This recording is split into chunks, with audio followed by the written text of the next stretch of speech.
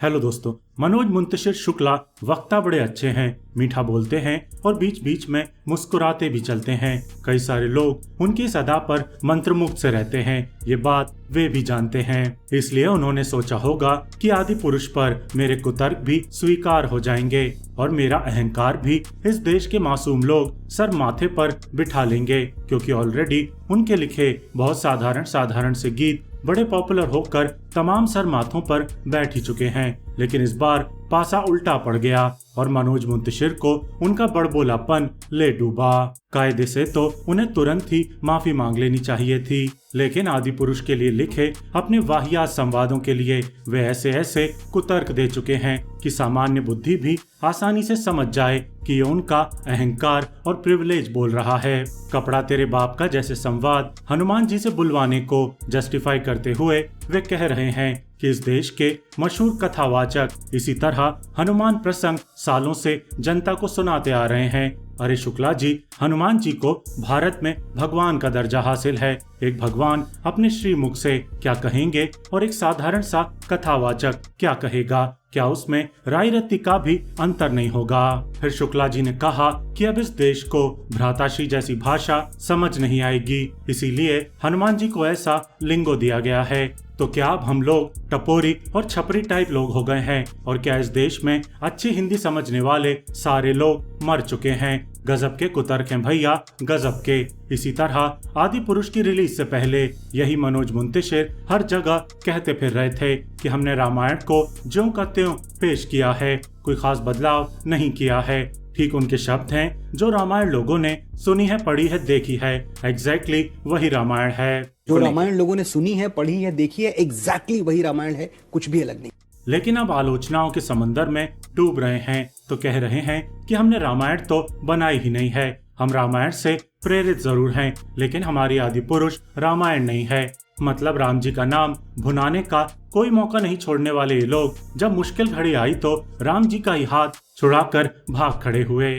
हमने रामायण नहीं बनाई है, हम रामायण से प्रेरित हैं। हमें तो शुरू से ये पता था कि हम रामायण से बहुत हेविली प्रेरित हैं, बहुत हेविली इंस्पायर्ड हैं, लेकिन हम रामायण नहीं बना रहे हैं। लेकिन इस तरह की बदलती हवा के साथ बदल जाने वाली फितरत इस कवि और गीतकार की हमेशा से रही है। पहले जनाब मनोज शुक्ला से मनोज मुंतशिर हुए थे, क्योंकि उन्हें लगता था कि मनोज शुक्ला नाम में वेट नहीं है, वजन नहीं है, और ये उन्होंने ऑन रिकॉर्ड कहा है। मैं शायरी की तरफ झुकने लगा तो मुझे भी एक पेन नेम की जरूरत थी और मैं था मनोज शुक्ला। तो मनोज शुक्ला में वैसे भी वजन नहीं था, वेट नहीं था। उस कालखंड में वे महाराणा प्रताप को भी अपना मानते थे और अकबर को भी। साझी विरासत की बात करते थे, गंगा जमुनी तहजीब के कसीदे पढ़ते थे और खुद को खालिस हिंदुस्तानी जबान का शायर मानते थे। उर्दू से तो इतनी मोहब्बत करते थे कि कहते थे कि इस देश में अगर कोई 2 मिनट भी बात करेगा तो बिना उर्दू के नहीं कर सकता है। मैं समझता हूँ इस देश में, इस इतने बड़े पंडाल में एक इंसान खड़ा होकर मुझे बोल दे कि मैं 2 मिनट बात करूंगा बगैर उर्दू के, तो मैं उसके आगे झुक जाऊंगा। हो ही नहीं सकता। हमारी साझी विरासत है, जितना राणा प्रताप हमारे हैं उतने ही अकबर हमारे हैं। हम में से कौन है जो उर्दू नहीं बोलता है? अगर आप एक मामूली सी बात कहते हैं कि जरा एक गिलास पानी लाना, तो जरा एक गिलास पानी लाना में आपने जरा उर्दू बोला है, एक उर्दू बोला है, ग्लास इंग्लिश है, पानी उर्दू बोला है, लाना आप हिंदी कह लें या उर्दू कह लें, तो आप उर्दू ही बोल रहे हैं, आप हिंदी बोल कब रहे हैं? लेकिन अब ये शायर मनोज मुंतशिर शुक्ला हो चुके हैं और इतना बदल चुके हैं कि हम सब जानते ही हैं कि कितना बदल चुके हैं और क्यों बदल चुके हैं। इनका ही ट्विटर और इनका ही यूट्यूब चैनल अगर आप शुरू से आखिर तक खंगाल लें तो बिफोर और आफ्टर वाली दर्जनों वीडियो क्लिप्स बनकर तैयार हो जाएंगी। ये जनाब अपने यूट्यूब चैनल के एक वीडियो में चंद्रशेखर आजाद जैसे महान क्रांतिकारी को चंद्रशेखर तिवारी आजाद कहकर संबोधित करते हैं। एक दूसरे वीडियो में चंद्रशेखर आजाद को जियो तिवारी जनेऊधारी कहकर कविता पाठ करते हैं। आखिर कोई कवि हृदय गीतकार क्यों किसी महान क्रांतिकारी की जाति को अलग से हाईलाइट करेगा, एक क्रांतिकारी के उन जैसा ब्राह्मण होने की बात करेगा? कोई कवि हृदय गीतकार जो कुछ साल पहले ही कह चुका है कि मैं महाराणा प्रताप को भी अपना मानता हूं और अकबर को भी, क्यों नवंबर 2022 में एक वीडियो बनाएगा आप किसके वंशज हैं नाम से और उसके थंबनेल में ही अकबर को अय्याश कहेगा? क्यों कोई कवि हृदय इंसान मुगलों को हर सांस में कोसेगा और अपनी फिल्म के रावण को खिलजी की तरह दिखाएगा। अच्छा, 2019 में मनोज मुंतशिर शुक्ला की एक किताब भी पब्लिश हुई, कविताओं की एक किताब मेरी फितरत है मस्ताना। उसमें एक कविता थी मुझे कॉल करना। लेकिन 2021 में जागरूक पाठकों ने पता लगा लिया कि ये कविता एक अंग्रेजी कवि रॉबर्ट लेवरी की 2007 की पोयम है, जिसे शुक्ला जी ने उठाकर हिंदी में छपवा लिया है। और ये बात एकदम सही भी थी। अब अगर आप शुक्ला जी के 1 साल पुराने उस वक्त के इंटरव्यूज देखेंगे तो उस वक्त भी शुक्ला जी ठीक इसी तरह अपने आप को डिफेंड कर रहे थे, गलत होते हुए भी गलती नहीं मान रहे थे, जैसे आज वे आदि पुरुष के लिए कर रहे हैं। तब भी ना कोई रिमोर्स था, ना कोई माफी, केवल अहंकार और बड़बोलापन। बिल्कुल ऐसे ही रॉबर्ट लेवरी की कविता पब्लिक डोमेन में है।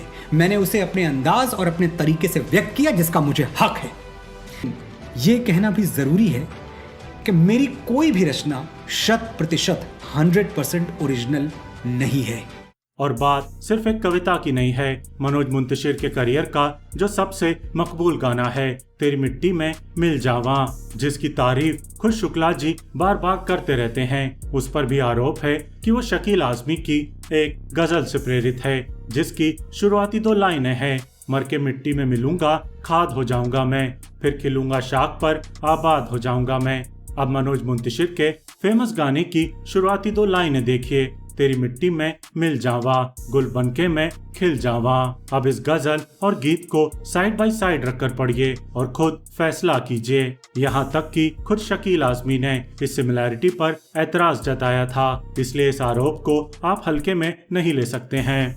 तो ये है वो असली मनोज मुंतशिर शुक्ला, जो ना तो अब तक गुलजार बन पाए हैं न जावेद अख्तर, लेकिन इतने आत्ममुग्ध इंसान हैं कि ज्यादातर इंटरव्यूज में खुद बखान करते हैं कि अरे मैंने तो 300 गाने लिखे हैं, 400 गाने लिखे हैं, 70 फिल्में लिखी हैं, ये लिखा है वो लिखा है। यहाँ तक कि आदि पुरुष की रिलीज से पहले तो शुक्ला जी ये तक कहते थे कि मैं आदि पुरुष के लिए लिखने बैठता था तो जूते उतार कर बैठता था।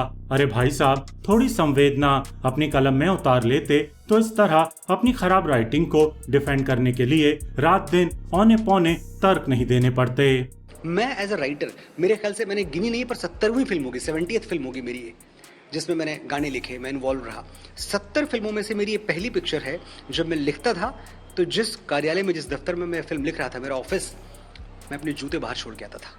एक बात और बताऊं आपको, अभी तो सारा का सारा विवाद उनके डायलॉग्स पर है, लेकिन जरा आप आदि पुरुष के जो गाने हैं उसमें से हुप्पा हुइया नाम का गाना भी सुनिए, जो मनोज मुंतशिर की अच्छी किस्मत के चलते सिर्फ प्रमोशनल सॉन्ग है, फिल्म में मौजूद नहीं है। इसे भी मनोज मुंतशिर ने लिखा है और हनुमान जी के लिए लिखा है। इसके शब्द भी सुनकर आप शर्तिया सर पीट लेंगे। हाँ नाच ले मस्ती में भैया, हुप्पा हैया, क्या सोचना धम धम धड़ैया, हुप्पा हैया, आए हैं बावले दम दम दम, हुप्पा हैया।